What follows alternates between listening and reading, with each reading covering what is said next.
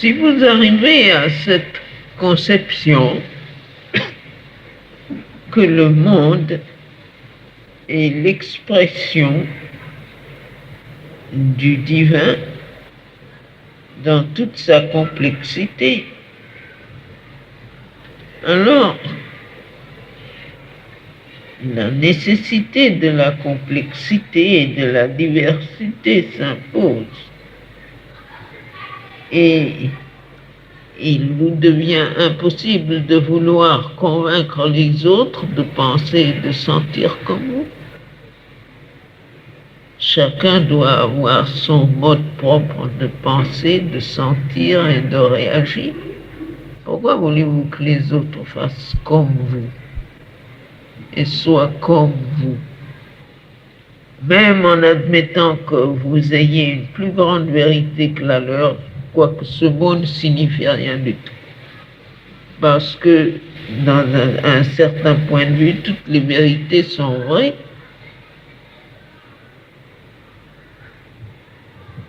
Elles sont toutes partielles, mais elles sont vraies, puisque ce sont des vérités. Mais de la minute où vous voulez que ce soit votre vérité qui soit plus grande que celle du voisin, alors vous commencez à sortir de la vérité.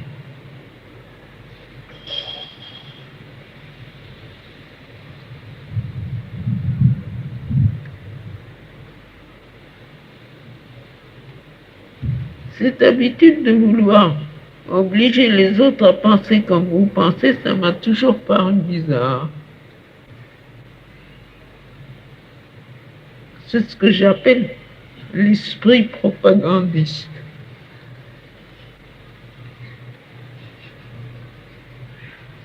Et ça mène très loin. Vous pouvez faire un pas de plus et vouloir que des gens fassent comme vous faites, sentent comme vous sentez, et puis alors ça devient l'uniformité effroyable. J'ai rencontré au Japon le fils de Tolstoï, qui parcourait le monde pour le salut de la plus très grande unité humaine. Mais sa solution était que tout le monde devait parler le même langage, mener la même vie, s'habiller de la même façon, manger la même chose,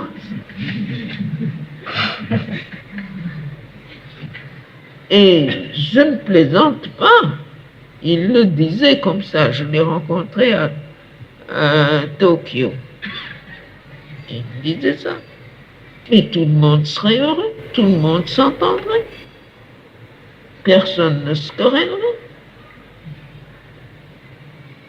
Si tout le monde faisait la même chose, il n'y avait pas moyen de lui faire comprendre que ce n'était pas très raisonnable. Et il était parti à parcourir le monde pour ça.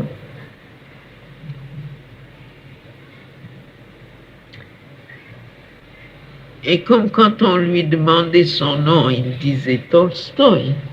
Alors Tolstoï, n'est-ce pas, les gens, oh, il y avait des gens qui ne savaient pas que Tolstoï était mort, et alors ils pensaient, oh, quelle aubaine, nous allons entendre quelque chose de remarquable. Et puis il sortait ça.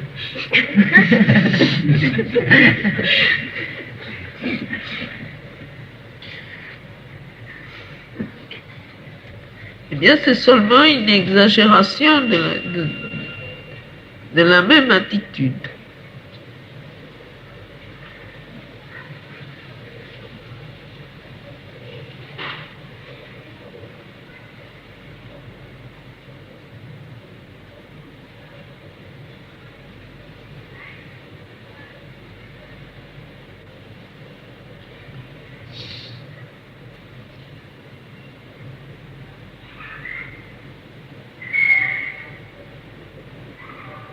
En tout cas, je peux vous assurer qu'il y a un moment où on ne sent plus du tout la nécessité de convaincre les autres de la vérité de ce que l'on pense.